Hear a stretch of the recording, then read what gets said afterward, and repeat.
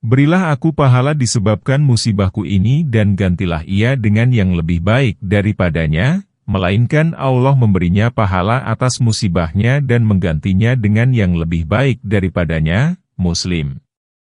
Ummu Salamah berkata, ketika Abu Salamah meninggal, maka aku mengucapkan ucapan seperti yang diperintahkan Rasulullah kepadaku, maka Allah menggantikan kebaikan untukku dari Rasulullah.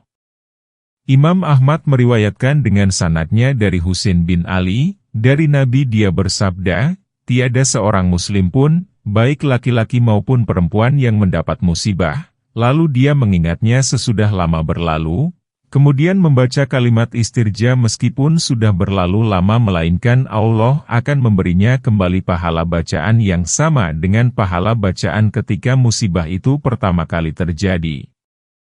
Imam Ahmad juga meriwayatkan dari Abu Sanan, nama aslinya ialah Isa bin Sanan, dia berkata, saya tengah menguburkan anak saya. Ketika saya masih berada dalam kubur, tiba-tiba Abu Talhah Al-Haulani memegang tanganku, kemudian menarikku dan berkata, maukah ku sampaikan berita gembira kepadamu? Saya menjawab, tentu saja mau. Dia berkata, Dahak bin Abdurrahman bin Auzab menceritakan kepadaku dari Abu Musa, dia berkata bahwa Rasulullah bersabda, Allah berfirman, hai malaikat maut, engkau telah mencabut nyawa anak hambaku, engkau telah mencabut buah hati dan tambatan kalbunya. Malaikat maut mengiyakannya. Allah berfirman, lalu, apa yang dikatakannya? Malaikat maut menjawab, hamba itu memujimu dan beristirja. Allah berfirman, buatkan untuknya sebuah rumah di surga, dan namailah ia dengan rumah pujian. Sesungguhnya Syafa dan Marwah adalah sebagian dari syiar Allah. Barang siapa yang beribadah haji atau berumroh ke Baitullah, maka tidak ada dosa baginya mengerjakan sa'i antara keduanya. Dan barang siapa yang mengerjakan kebajikan dengan kerelaan hati, maka sesungguhnya Allah Maha mensyukuri kebaikan lagi Maha mengetahui. Ayat 158. Imam Ahmad meriwayatkan dengan sanadnya dari Urwah, dari Aisyah, Urwah berkata, bagaimana pendapat Anda mengenai firman Allah? Sesungguhnya Syafa dan Marwah adalah bagian dari syiar Allah. Barang siapa yang beribadah haji atau berumroh, maka tidak ada dosa baginya untuk bersa'i di antara keduanya. Saya berkata, demi Allah, ayat itu berarti tidak seorang pun berdosa bila tidak melakukan sa'i di antara keduanya. Aisyah berkata, hai anak saudara perempuanku, alangkah buruknya pendapatmu itu. Menurut penakwilanmu ayat itu berarti tidak ada dosa bagi seseorang untuk tidak bersa'i di antara keduanya. Namun, ayat itu diturunkan berkenaan dengan kaum Ansyar. Sebelum masuk Islam, mereka menyampaikan kata pujaan kepada berhala Manat yang pernah mereka sembah di dekat arah masuk Baitullah. Orang yang menyampaikan kata pujaan kepada Manat merasa bersalah untuk bersa'i antara Syafa dan Marwah pada masa jahiliyah. Maka Allah Ta'ala menurunkan ayat, sesungguhnya Syafa dan Marwah itu merupakan bagian dari syiar Allah. Barang siapa yang berhaji atau berumroh, maka tidak ada dosa baginya untuk bersa'i di antara keduanya. Aisyah berkata, kemudian Rasulullah menjadikan sa'i di antara keduanya sebagai sunnah. Maka tidak ada dosa bagi seseorang untuk bersa'i di antara keduanya. Hadits ini dikemukakan dalam Syahihain. Dalam hadits Jabir yang panjang yang terdapat dalam Syahih Muslim dikatakan, 158, sehubungan dengan ini dikatakan bahwa setelah Rasulullah selesai tawaf di Baitullah, beliau kembali ke rukun, pilar, lalu mengusapnya.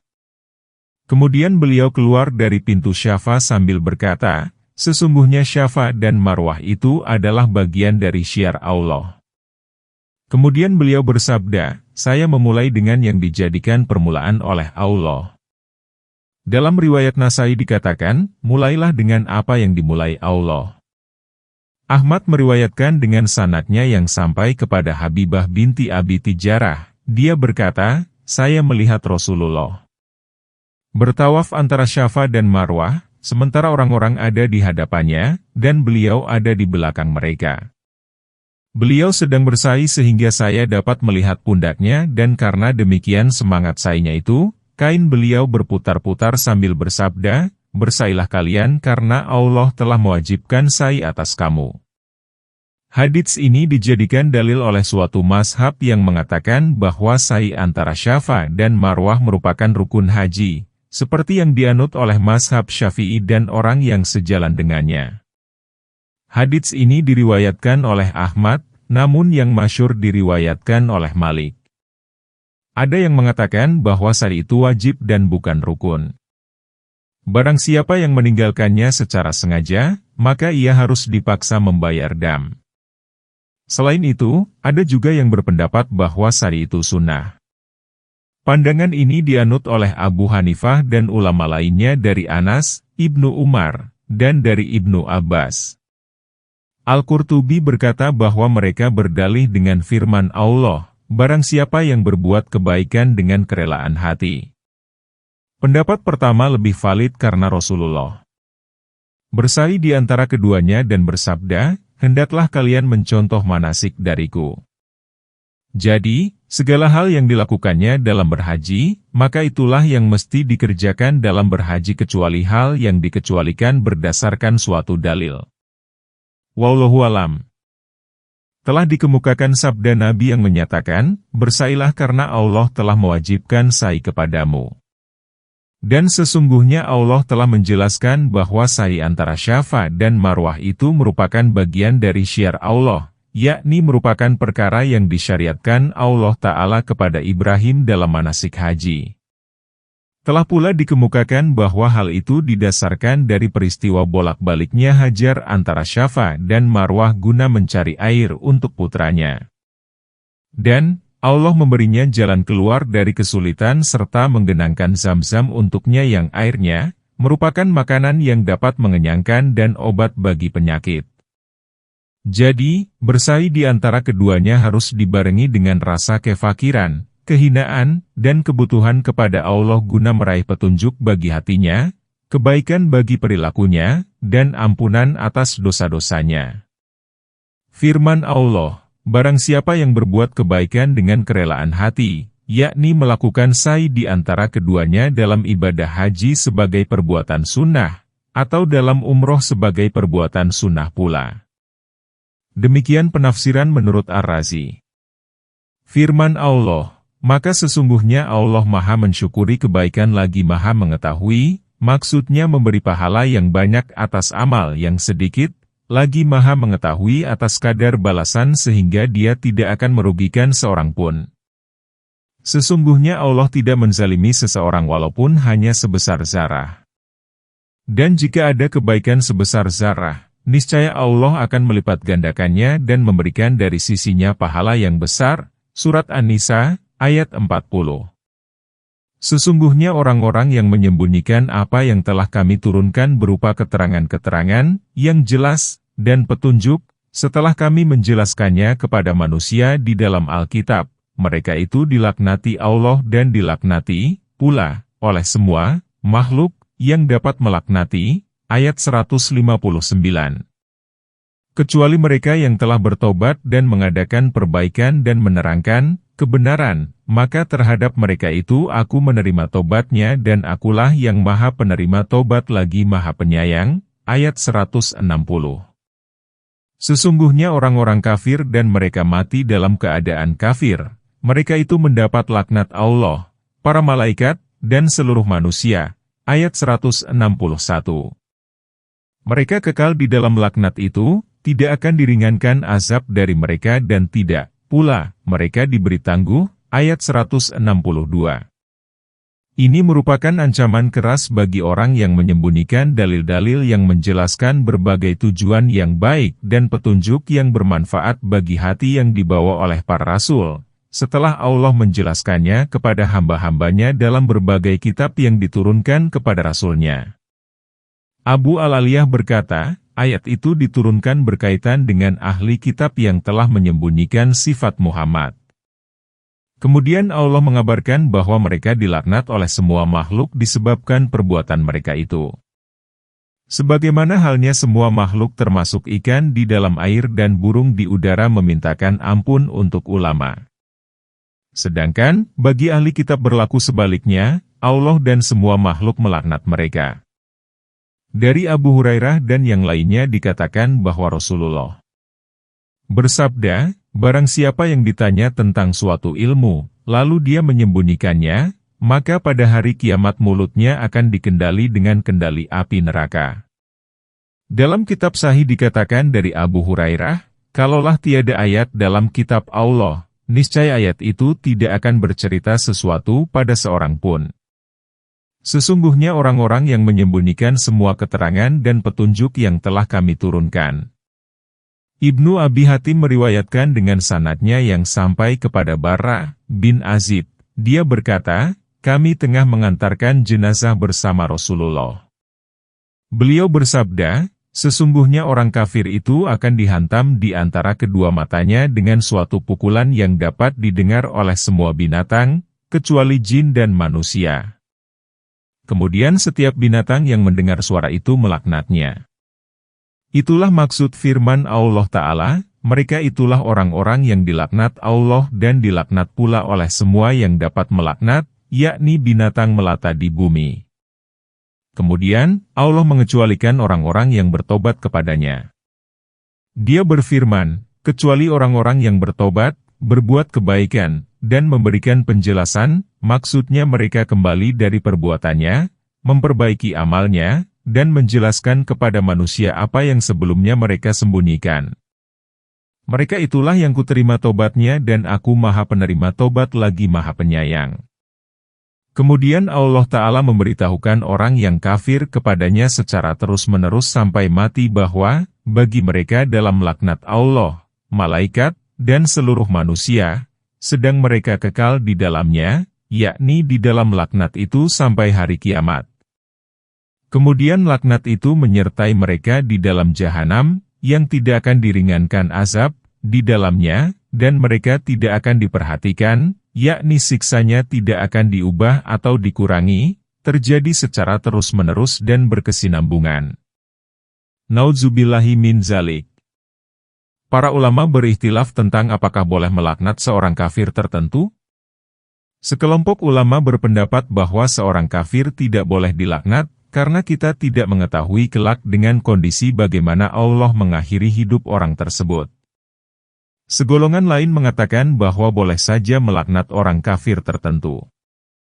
Pandangan ini dipilih oleh Al-Faqih Abu Bakar bin Al-Arabi Al-Maliki. Namun, dia berhujah dengan sebuah hadits yang mengandung kelemahan. Sedangkan, ulama yang lain berdalih dengan kisah pemabuk yang sering mabuk sehingga dikenakan had secara berulang-ulang pula. Kemudian seseorang berkata, semoga Allah melaknat dengan bilangan sebanyak ia mabuk. Maka Rasulullah bersabda, janganlah kamu melaknatnya karena dia mencintai Allah dan Rasul-Nya. Dan Tuhanmu adalah Tuhan yang Maha Esa, tidak ada Tuhan melainkan Dia. Yang Maha Pengasih lagi Maha Penyayang, ayat 163. Allah Ta'ala memberitahukan ketunggalannya dalam hal ketuhanan. Tidak ada sekutu baginya dan tidak ada tandingan, namun dialah Allah yang tiada Tuhan melainkan Dia yang Maha Suci, dan sesungguhnya Dia Maha Pengasih lagi Maha Penyayang. Penafsiran kedua nama ini telah dikemukakan dalam penafsiran surat Al-Fatihah. Kemudian Allah menuturkan ketunggalannya dalam hal ketuhanan melalui penciptaan langit, bumi, segala perkara yang ada di dalamnya, dan segala perkara yang ada di antara keduanya, berupa berbagai macam makhluk yang telah diciptakannya yang menunjukkan kepada kewahdaniyatannya.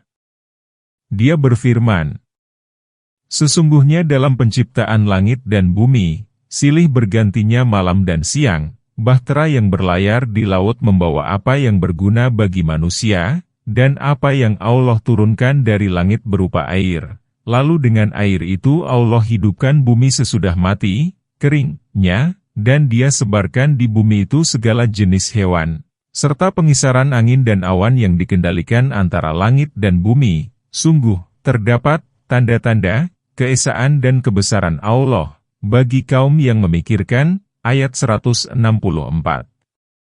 Allah Ta'ala berfirman, sesungguhnya dalam penciptaan langit dan bumi, itu, maksudnya dalam hal ketinggian, kelembutan, dan keluasannya serta bintang-bintangnya yang bergerak dan yang tetap juga peredaran orbitnya, dan dalam ketebalan serta kerendahan bumi, gunung, laut, kesunyian, kesenyapan, dan keramaiannya serta segala manfaat yang ada di dalamnya.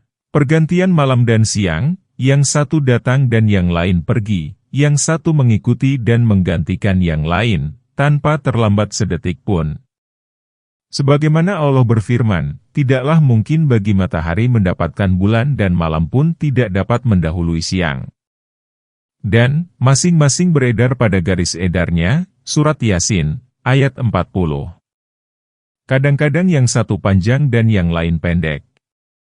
Terkadang yang satu mengambil bagian yang lain, kemudian saling menggantikan, sebagaimana Allah Ta'ala berfirman, Dia memasukkan malam ke dalam siang dan memasukkan siang ke dalam malam, artinya menambah yang satu dan mengurangi yang lain serta sebaliknya. Dan bahtera yang berlayar di laut membawa apa yang berguna bagi manusia. Maksudnya, dalam perbuatan Allah menaklukkan lautan melalui penggerakan bahtera dari satu sisi ke sisi yang lain adalah demi penghidupan manusia dan perolehan manfaat dari musim tersebut, serta pengangkutan barang ini kepada mereka dan pengangkutan barang dari mereka kepada pihak lain. Dan apa yang Allah turunkan dari langit berupa air, kemudian dengan air itu Allah menghidupkan bumi setelah ia mati. Hal ini seperti firman Allah, dan suatu tanda, kekuasaan Allah yang besar, bagi mereka adalah bumi yang mati. Kami hidupkan bumi itu dan kami keluarkan darinya biji-bijian, maka darinyalah mereka makan dan dari diri mereka maupun dari apa yang tidak mereka ketahui. Yasin, 33-36. Dan Dia sebarkan di bumi semua jenis hewan, dalam segala perkara dengan berbagai keragamannya. Dia mengetahui semua itu, memberinya rezeki, dan tidak ada satu binatang pun yang tidak diketahuinya. Hal ini senada dengan firman Allah, dan tidak ada suatu binatang melata pun di bumi melainkan Allah lah yang memberi rezekinya, dan Dia mengetahui tempat berdiam binatang itu dan tempat penyimpanannya. Semuanya tertulis dalam kitab yang nyata, Lauh Mahfuz, Surat Hud, ayat 6. Dan mengisarkan angin, yakni kadang-kadang angin itu membawa rahmat, terkadang membawa azab, dan terkadang membawa kegembiraan berupa hujan yang kemudian mengalir ke berbagai tujuannya. Dan penaklukan awan antara langit dan bumi, maksudnya bergerak antara langit dan bumi dan ditaklukkan kepada wilayah dan daerah yang dikehendaki Allah sebagai perkara yang dikelolanya. Benar-benar terdapat tanda-tanda bagi kaum yang memikirkan, menunjukkan kepada kewahdaniatan Allah, sebagaimana Dia berfirman, sesungguhnya dalam penciptaan langit, bumi, dan pergantian malam dan siang merupakan tanda-tanda kebesaran Allah bagi orang yang mau bernalar. Al-Hafiz bin Mardawi meriwayatkan dari Ibnu Abbas, sesungguhnya kaum Quraisy meminta Rasulullah agar Allah menjadikan Bukit Syafa dan Marwah sebagai emas, maka mereka akan beriman dan berperang bersama Nabi. Nabi bersabda, berilah aku janji pasti. Jika aku berdoa kepada Tuhanku, lalu Dia menjadikan Syafa sebagai emas untukmu, apakah kamu benar-benar akan beriman? Maka mereka memberi janji pasti kepada Nabi. Kemudian Nabi berdoa kepada Tuhannya. Lalu, datang Jibril menemuinya seraya berkata, sesungguhnya Allah akan memberi mereka Syafa sebagai emas. Namun, jika mereka tidak beriman, maka Allah akan mengazabnya dengan suatu azab yang belum pernah diberikan kepada seorang di seantero alam ini. Maka Nabi bersabda, Tuhanku, jangan kau jadikan. Tetapi biarkanlah aku dan kaumku begini. Aku akan membiarkan mereka sehari senang sehari susah.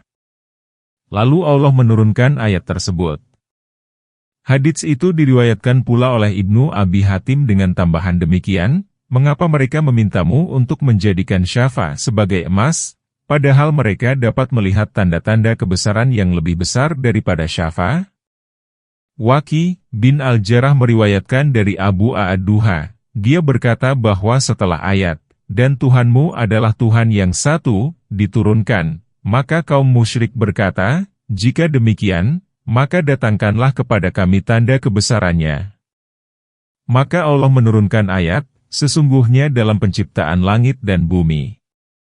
Dan, di antara manusia ada orang-orang yang menyembah tandingan-tandingan selain Allah, mereka mencintainya sebagaimana mencintai Allah. Adapun orang-orang yang beriman sangat cinta kepada Allah. Andaikan orang-orang yang berbuat zalim itu mengetahui ketika mereka melihat siksa, pada hari kiamat, bahwa kekuatan itu milik Allah semuanya dan bahwa Allah sangat berat siksaannya, ayat 165. Yaitu, ketika orang-orang yang diikuti itu berlepas diri dari orang-orang yang mengikutinya, dan mereka melihat siksa, dan, ketika, segala hubungan antara mereka terputus sama sekali, ayat 166. Dan, berkatalah orang-orang yang mengikuti, andaikan kami dapat kembali ke dunia, pasti kami akan berlepas diri dari mereka, sebagaimana mereka berlepas diri dari kami. Demikianlah Allah memperlihatkan kepada mereka amal perbuatannya menjadi sesalan bagi mereka, dan sekali-kali mereka tidak akan keluar dari api neraka, ayat 167. Allah Ta'ala menceritakan kondisi orang-orang yang menyekutukannya ketika di dunia dan azab yang bakal mereka terima di akhirat lantaran mereka menjadikan beberapa tandingan untuk Allah yang disembah dan dicintai seperti mencintainya, padahal Dia adalah Tuhan yang tiada tara dan tiada sekutu baginya. Dalam Syahihain dikatakan dari Abdullah bin Mas'ud, dia berkata, "Saya bertanya, wahai Rasulullah, dosa apakah yang paling besar?"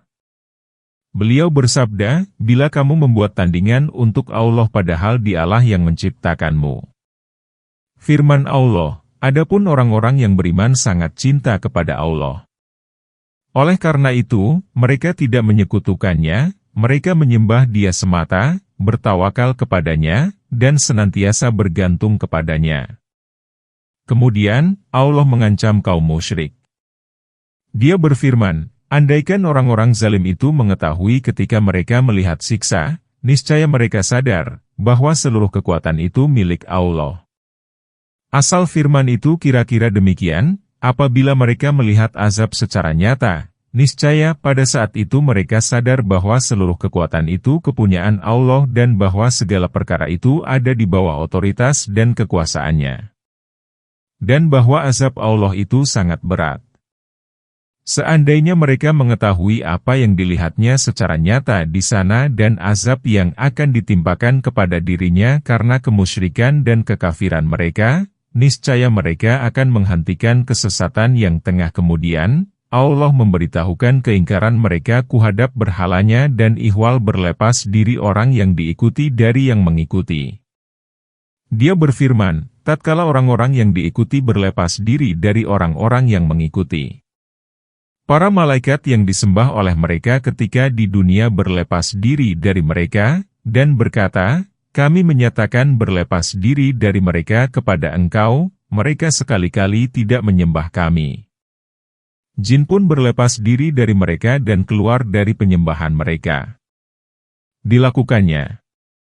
Dan, siapakah yang lebih sesat daripada orang yang menyembah sembahan-sembahan selain Allah yang tiada dapat memperkenankan doa-nya sampai hari kiamat dan mereka lalai dari memperhatikan doa mereka?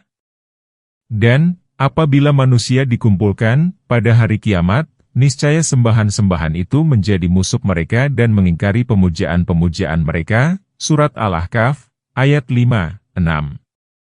Allah Ta'ala berfirman, dan berkatalah setan ketika perkara, hisab, telah diselesaikan, sesungguhnya Allah telah menjanjikan kepadamu janji yang benar, dan aku pun telah menjanjikan kepadamu tetapi aku menyalahinya. Sekali-kali tidak ada kekuasaan bagiku terhadapmu, melainkan sekadar aku menyeru kamu lalu kamu mematuhi seruanku. Oleh sebab itu, janganlah kamu mencerca aku, akan tetapi cercalah dirimu sendiri. Aku sekali-kali tidak dapat menolongmu dan kamu pun sekali-kali tidak dapat menolongku. Sesungguhnya aku tidak membenarkan perbuatanmu mempersekutukan aku dengan Allah sejak dahulu. Sesungguhnya orang-orang yang zalim itu mendapat siksaan yang pedih. Surat Ibrahim, ayat 22. Firman Allah, mereka melihat azab dan terputuslah segala sarana. Maksudnya, mereka melihat azab dengan nyata dan terputuslah segala kiat dan sarana untuk melepaskan diri dari neraka. Menurut Ibnu Abbas, penggalan ayat ini berarti terputuslah hubungan kasih sayang. Firman Allah, dan orang-orang yang mengikuti berkata, andaikan kami dapat kembali ke dunia, pasti kami akan berlepas diri dari mereka, sebagaimana mereka melepaskan diri dari kami. Yakni, andaikan kami dikembalikan ke dunia sekali saja sehingga kami dapat berlepas diri dari mereka dan mengesahkannya dalam peribadatan. Namun pengandaiannya itu dusta belaka, karena kalau mereka dikembalikan, niscaya mereka tak akan menghentikan perbuatan yang dilarang. Mereka benar-benar pendusta sebagaimana difirmankan Allah.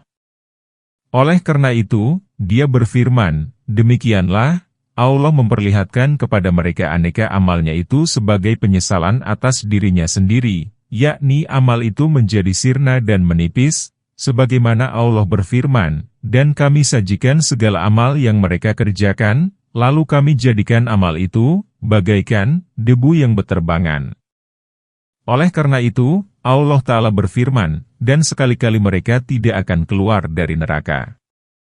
Hai sekalian manusia, makanlah yang halal lagi baik dari apa yang terdapat di bumi, dan janganlah kamu mengikuti langkah-langkah setan, karena sesungguhnya setan itu adalah musuh yang nyata bagimu. Ayat 168. Sesungguhnya setan itu hanya menyuruh kamu berbuat jahat dan keji, dan mengatakan terhadap Allah apa yang tidak kamu ketahui. Ayat 169. Setelah Allah Ta'ala menjelaskan bahwa tidak ada Tuhan melainkan Dia, maka Dia menjelaskan bahwa Dia Maha Pemberi rezeki kepada seluruh makhluknya. Dia menganugerahkan kepada mereka kebolehan memakan makanan yang halal lagi baik serta melarang mereka memakan makanan yang diharamkan kepadanya. Hal itu sebagaimana terdapat dalam Sahih Muslim bahwa Nabi bersabda, Allah Ta'ala berfirman, sesungguhnya semua harta yang aku anugerahkan kepada hamba-hambaku adalah halal bagi mereka dan aku menciptakan hamba-hambaku itu cenderung kepada kebenaran, kebaikan. Kemudian datanglah kepada mereka setan-setan, lalu mereka menyesatkan mereka dari agama mereka dan mengharamkan atas mereka apa yang telah kuhalalkan bagi mereka, Muslim. Al-Hafiz Abu Bakar bin Mardawi meriwayatkan dari Ibnu Abbas, dia berkata, saya membaca ayat, hai manusia, makanlah yang halal lagi baik dari apa yang ada di bumi, di dekat Nabi. Lalu Sa'id bin Abi Waqqas berdiri seraya berkata, ya Rasulullah, berdoalah kepada Allah agar kiranya doaku dikabulkan. Maka Nabi bersabda, hai Sa'ad, perbaikilah makananmu niscaya doamu akan dikabulkan. Demi zat yang diri Muhammad ada dalam kekuasaannya, sesungguhnya yang memasukkan sesuap makanan haram ke dalam perutnya, maka ibadahnya tidak akan diterima Allah selama 40 hari.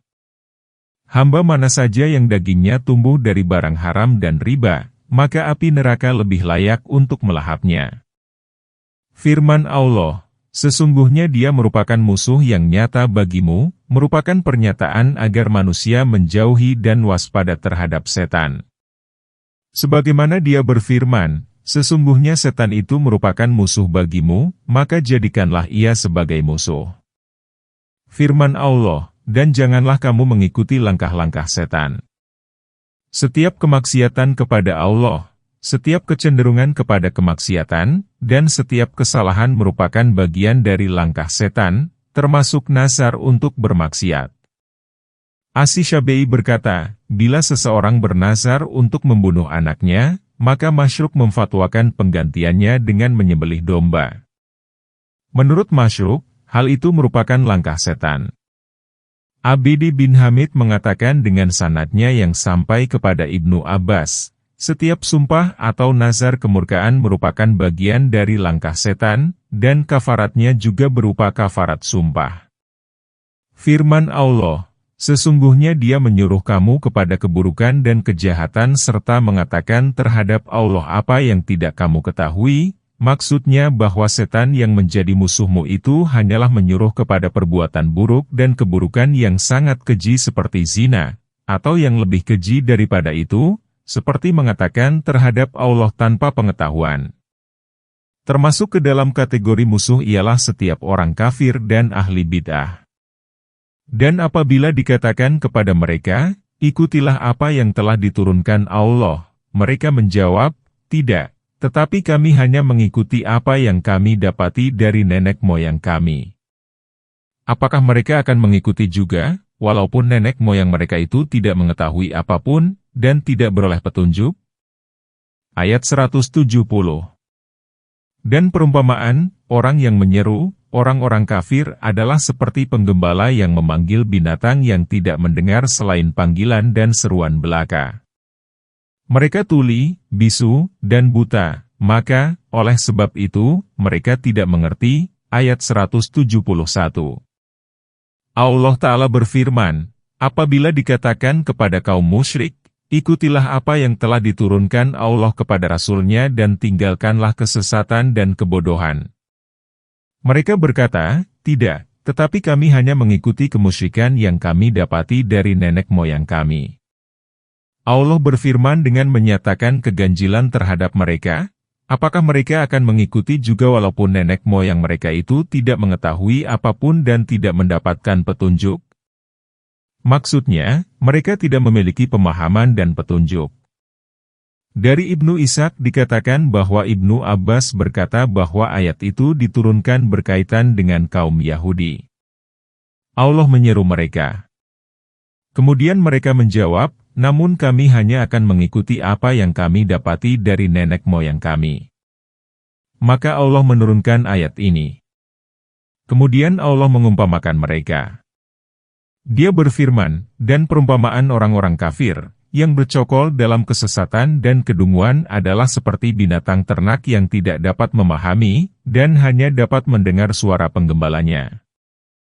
Mereka tuli, bisu, dan buta, artinya tuli untuk menyimak kebenaran, bisu untuk mengatakan kebenaran, dan buta untuk melihat jalan kebenaran. Maka mereka tidak mengerti, yakni tidak dapat memahami dan memikirkan apapun. Hai orang-orang yang beriman, makanlah di antara rezeki yang baik-baik yang kami anugerahkan kepadamu dan bersyukurlah kepada Allah, jika benar-benar hanya kepadanya kamu menyembah. Ayat 172. Sesungguhnya Allah hanya mengharamkan bagimu bangkai, darah, daging babi, dan binatang yang, ketika disembelih, disebut nama selain Allah. Tetapi, barang siapa dalam keadaan terpaksa memakannya, sedang dia tidak menginginkannya dan tidak pula melampaui batas, maka tidak ada dosa baginya. Sesungguhnya Allah Maha Pengampun lagi Maha Penyayang. Ayat 173. Allah menyuruh hamba-hambanya yang beriman memakan yang baik-baik dari rezeki yang telah dianugerahkannya kepada mereka. Oleh karena itu, hendaklah mereka bersyukur kepadanya jika mereka mengaku sebagai hambanya. Memakan makanan halal merupakan sarana untuk diterimanya doa dan ibadah. Sebagaimana makanan haram dapat menghambat diterimanya doa dan ibadah. Hal itu dikemukakan dalam hadits yang diriwayatkan dari Ahmad bin Hambal dari Abu Hurairah. Dia berkata bahwa Rasulullah bersabda, "Hai manusia, sesungguhnya Allah itu baik dan Dia hanya menerima yang baik-baik. Dan sesungguhnya Allah menyuruh kaum mukmin dengan suruhan yang disampaikan kepada para rasul, yaitu, hai para rasul, makanlah makanan yang baik-baik dan kerjakanlah amal saleh. Sesungguhnya aku maha mengetahui terhadap apa yang kamu kerjakan." Dan dia berfirman, "Hai orang-orang yang beriman, makanlah rezeki yang baik yang telah kami anugerahkan kepadamu." Kemudian Rasulullah menceritakan seseorang yang bepergian jauh.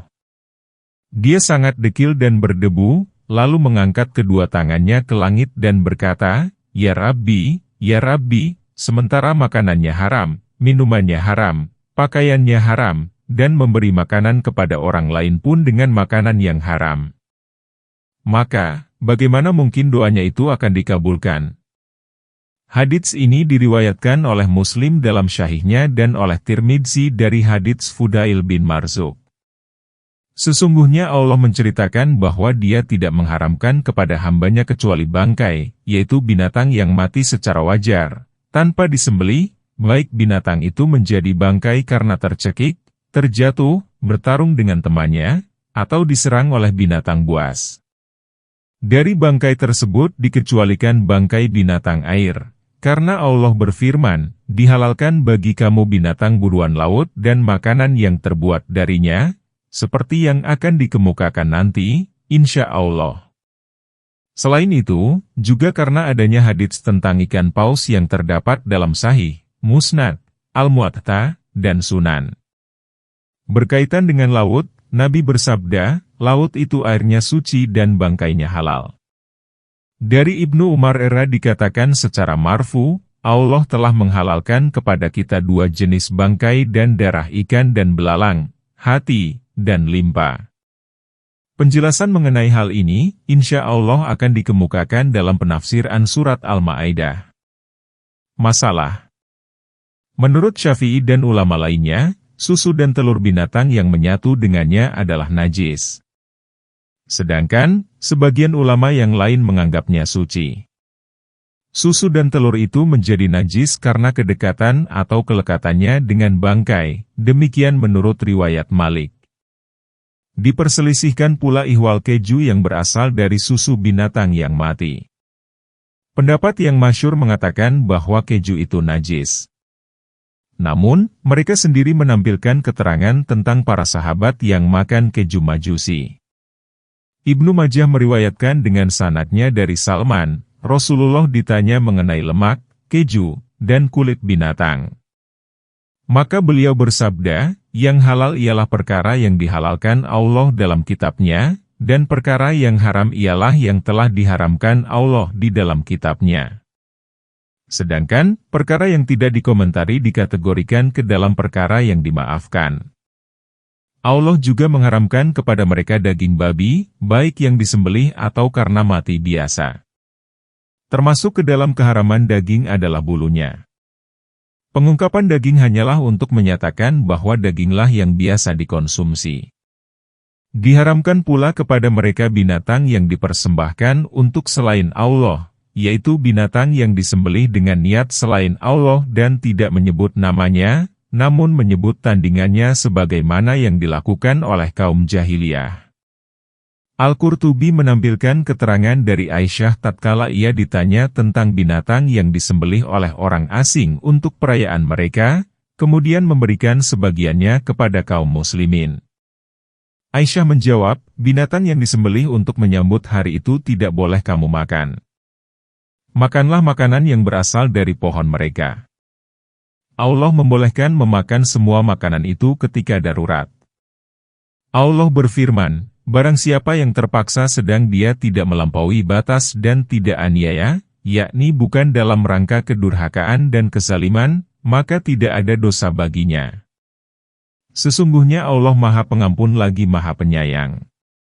Kata, tidak melampaui batas, berarti tidak menghalalkan makanan yang telah diharamkan, dan hanya mengambil sekadar sampai pada batas halal.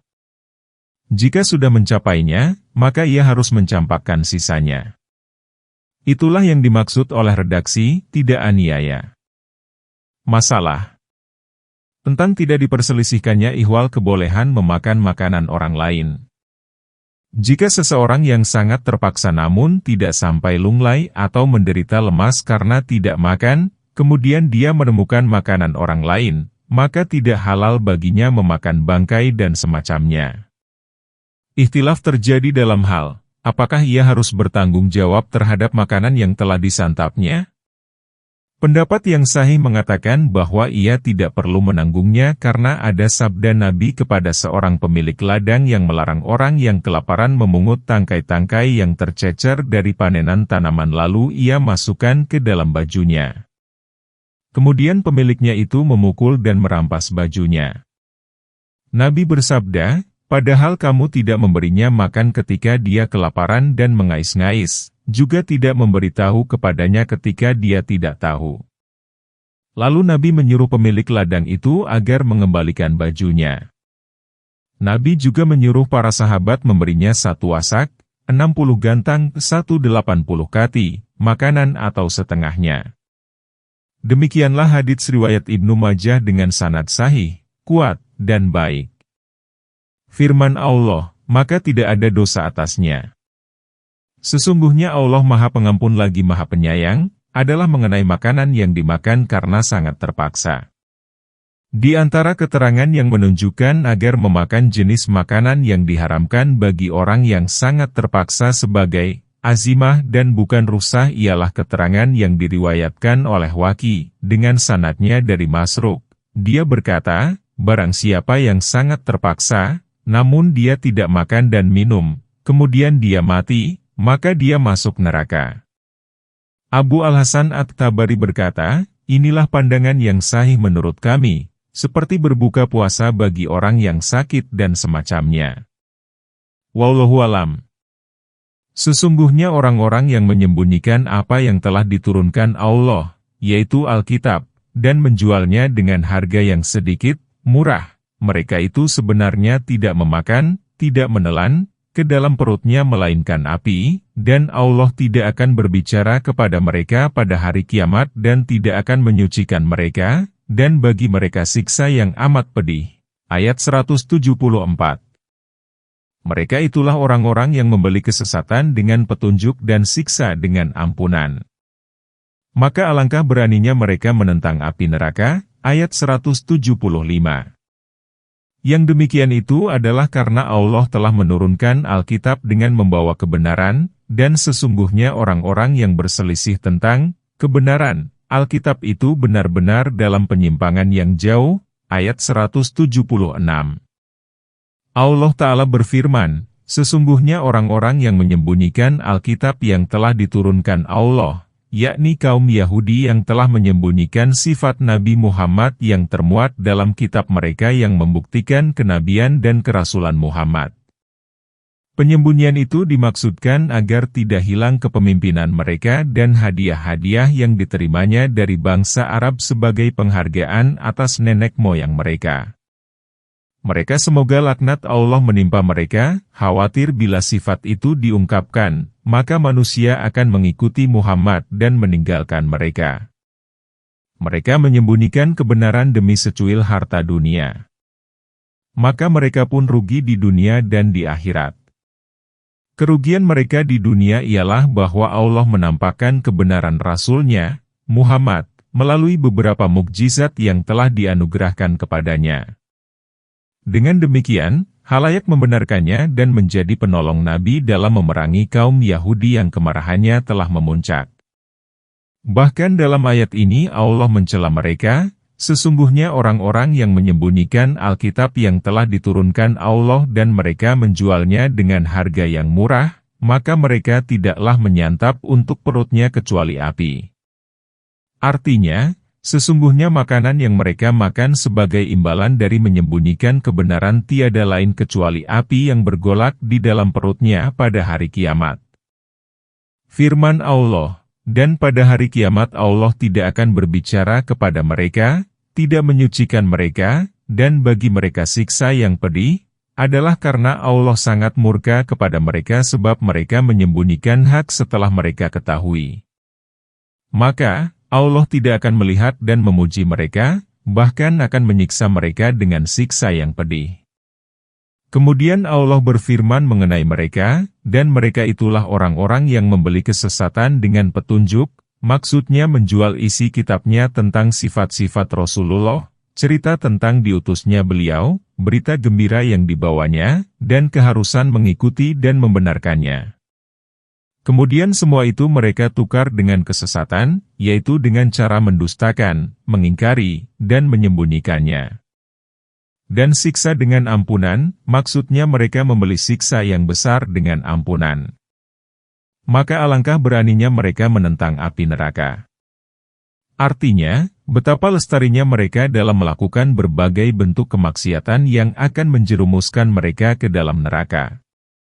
Dan, yang sangat mengherankan ialah keberanian mereka dalam menghadapi api neraka, padahal mereka mengetahui bahwa diri mereka akan kembali ke neraka lantaran kemaksiatan yang mereka lakukan itu. Yang demikian itu adalah karena Allah telah menurunkan Alkitab dengan membawa kebenaran.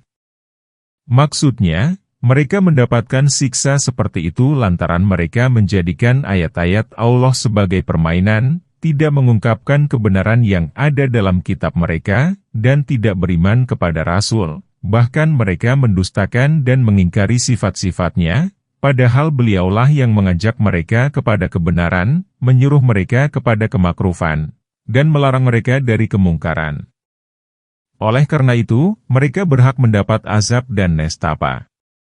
Dalam hal ini Allah berfirman, yang demikian itu adalah karena Allah telah menurunkan Alkitab dengan membawa kebenaran, dan sesungguhnya orang-orang yang berselisih tentang kebenaran, Alkitab itu benar-benar berada dalam penyimpangan yang jauh.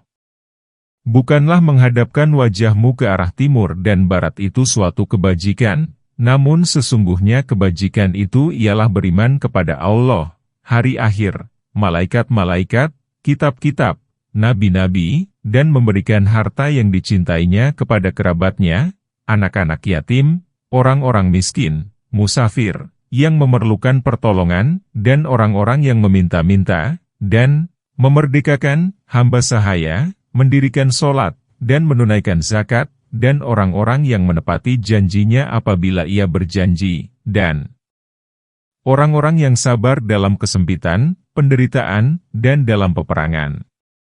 Mereka itulah orang-orang yang benar imannya, dan mereka itulah orang-orang yang bertakwa. Ayat 177. Ayat yang mulia ini mencakup kaidah-kaidah yang universal dan akidah yang lurus sebagaimana diriwayatkan oleh Ibnu Abi Hatim dengan sanadnya yang sampai kepada Abu Dzar. Sesungguhnya Nabi ditanya, apakah iman itu? Maka beliau membaca ayat ini, kebajikan itu bukanlah dengan menghadapkan wajahmu. Abu Dzar berkata, kemudian Rasulullah ditanya lagi. Maka beliau membaca ayat yang itu juga. Kemudian beliau ditanya lagi. Maka beliau bersabda, iman ialah jika kamu melakukan kebaikan yang disukai oleh hatimu dan jika kamu melakukan keburukan yang dibenci oleh hatimu. Hadits ini adalah hadits munqati, terputus sanadnya, sebab Mujahid tidak sezaman dengan Abu Dzar karena beliau meninggal jauh sebelum Mujahid lahir. Maksud ayat ini ialah setelah Allah menyuruh kaum mukmin menghadap ke Baitul Maqdis, Allah mengalihkan kiblat mereka ke Ka'bah, maka hal itu membuat ragu segolongan ahli kitab dan sebagian kaum muslim. Lalu Allah menurunkan ayat yang menjelaskan tentang hikmah pengalihan itu. Tujuan pengalihan itu ialah untuk melihat siapa yang taat kepada Allah, menjalankan segala perintahnya, menghadap kemanapun mereka disuruh, dan mengikuti apa yang disyariatkannya. Hal ini merupakan kebajikan, ketakwaan, dan keimanan yang sempurna. Menghadap ke arah timur atau barat tidak mengandung kebajikan dan ketaatan jika tidak bersumber dari perintah dan syariat Allah. Oleh karena itu, Dia berfirman, kebajikan itu bukanlah dengan menghadapkan wajahmu ke arah timur dan barat, namun kebajikan itu ialah dengan beriman kepada Allah, hari akhir. Berkaitan dengan firman Allah, namun kebajikan itu ialah dengan beriman kepada Allah, At-Tsauri berkata, yang dimaksud adalah seluruh jenis kebajikan.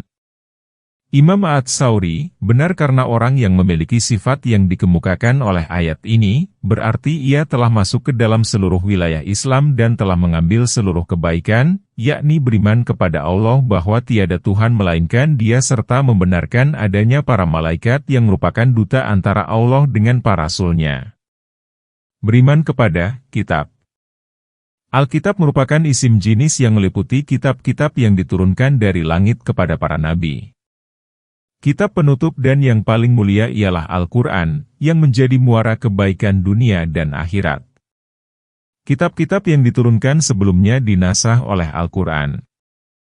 Selain itu, dia beriman kepada seluruh nabi Allah mulai dari nabi pertama sampai yang terakhir, yaitu Muhammad. Firman Allah, dengan memberikan harta yang dicintainya, maksudnya dia mengeluarkan harta padahal ia mencintai dan menyenanginya sebagaimana hal itu ditetapkan dalam hadits yang terdapat dalam Syahihain, yaitu hadits marfu dari Abu Hurairah. Sedekah yang paling utama ialah hendaknya kamu bersedekah sedangkan engkau masih sehat, tidak ingin memberi, mendambakan kekayaan, dan mengkhawatirkan kemiskinan. Allah Ta'ala berfirman, dan mereka memberi makanan yang dicintainya kepada orang miskin, anak yatim, dan tawanan. Allah Ta'ala berfirman, sekali-kali kamu tidak akan meraih kebaikan hingga kamu menginfakkan sebagian harta yang kamu sukai. Dan firman Allah, dan mereka mementingkan orang lain daripada dirinya, walaupun mereka sendiri kesusahan.